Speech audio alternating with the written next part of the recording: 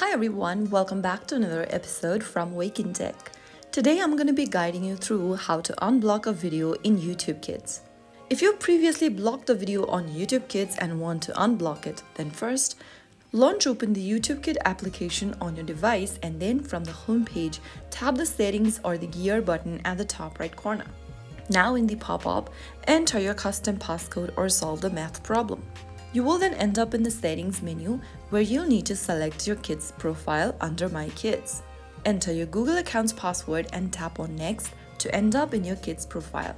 Now in the My Kids section, scroll down and look for the Unblock Content option.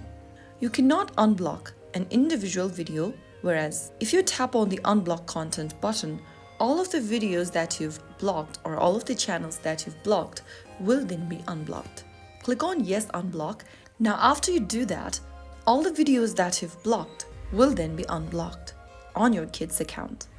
The video will now be available again in your child's YouTube Kids feed, and that's it. So I hope you've learned how to unblock a video in YouTube Kids in just a few simple steps.